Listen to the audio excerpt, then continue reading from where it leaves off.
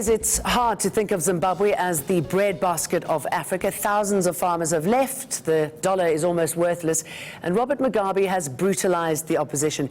Can these elections help turn the country around? And what does a successful Zimbabwe even look like? Arthur Benegamisha is a Ugandan peace and conflict researcher. We ask him what a positive election looks like and what it means for the region. It's very good to have you with us. Peace and conflict, that is your focus. How important are those in these elections, and what do you think is going to come out on top?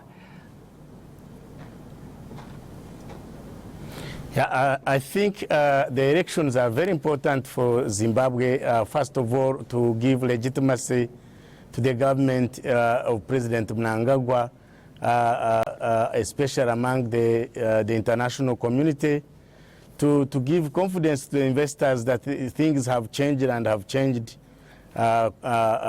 irreversibly, so that the foreign direct investment can come in the country. But I also think that it is important that the government, I think with the legitimacy, then it can undertake critical reforms that could assure all the stakeholders, including the citizens of Zimbabwe, especially those that have been dispersed into the diaspora, to start coming back home or sending back home money that is important and critical for revamping the economy. And I should imagine that the next president needs a high voter turnout to get that legitimacy. I mean, that helps, doesn't it? Come again?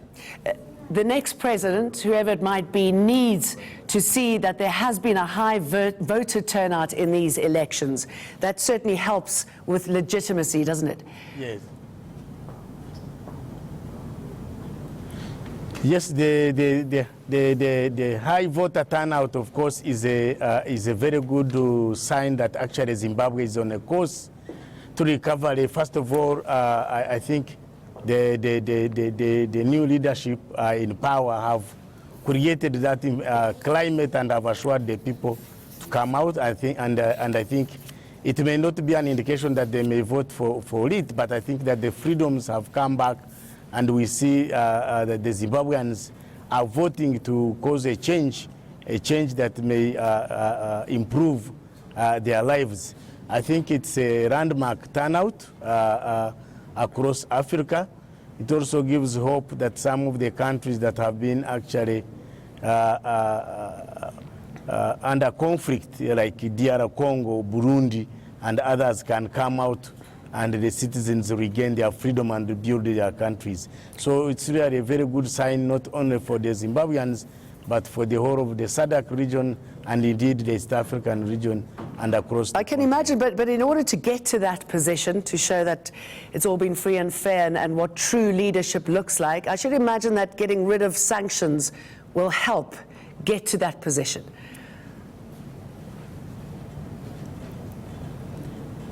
Come again on the sanctions? How important is it for the Zimbabwean leadership to get rid of the sanctions that many feel have been crippling the country? Yeah, I think it is important that the new leadership, whether by the opposition or the incumbent, immediately work on the sanctions, because the sanctions, of course, are very critical for crippling that economy. And so the lifting of sanctions will breathe in a new lease of life into the economy, to allow cash, the much needed cash, to flow in, to allow the foreign direct investment, but also for people of Zimbabwe to come back. Zimbabwe needs the EU, for example. So lifting the sanctions will open up Zimbabwean resources for exploitation by the international community, and I think that will bring in a lot of investments and create jobs that the young population, that huge youth dividend would like to see. And I should imagine it's also important to show that the opposition is not being repressed, that something has been done to tackle corruption and policies that didn't work. The Zimbabwean president admitted that the country's controversial land policy wasn't a success and that he is going to try and tackle it. I know of some chefs, mostly senior chefs like me. We have moved from one farm to another. They see a very prosperous farm, they say, Wanoida, Wotora, and then they run it down. Then he leaves that farm and has issued another one. He runs it down. Some of them have 30 and 40 farms, running farms down. That time is gone. How important is tackling the land reform for Zimbabwe's reputation and also the message to its neighboring countries? Yes, I think that of course the Mugabe government certainly just grabbed the land without following the due process of the law, without the reforms.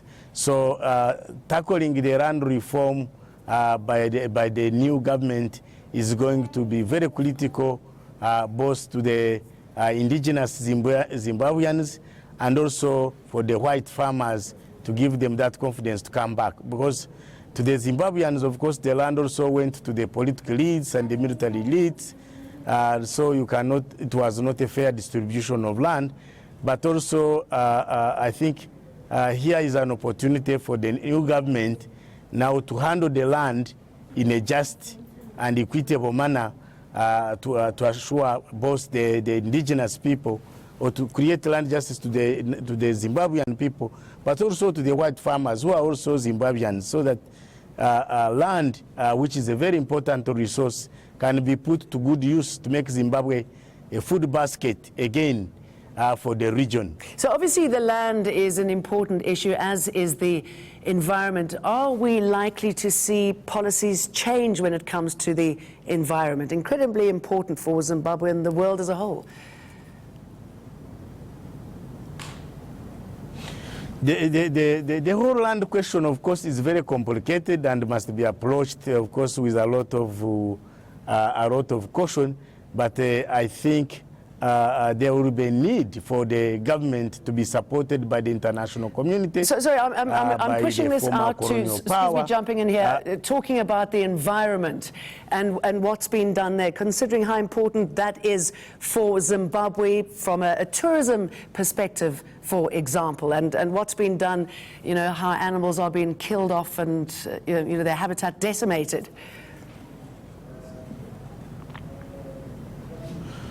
Yeah, of course, the environment is very important. If the environment has been devastated, then of course, then you open up the country to to climate change, and of course, as an agro-based economy, then of course, erratic weather changes would not allow agriculture to thrive. So, investing immediately in the environmental conservation and the restoration is going to be very critical for Zimbabwe. But we also know that the Zimbabwe earns a lot of money from tourism as a sector. So restoring the integrity of the environment should also be a priority for the new government, so that they can halt the effect of climate change. Of course, Zimbabwe alone would not halt climate change conditions. There's a need to work as SADC, because climate change is cross-border, but taking a critical step in stopping the devastation of the environment. And of course, that is revamping the economy so that people are not dependent on environment and natural resources, but you are able to diversify the livelihood from other sources of livelihood, including, of course, tourism, including other service sectors, so that you wean off people from dependence on the environment and allow regeneration of the environment. Well, let's hope they're listening. Arthur Benegwanisha, thank you very much for talking to us. Now, Zimbabwe's opposition are alleging voter irregularities, but observers say the vote's gone largely without incident. We have an update for you next.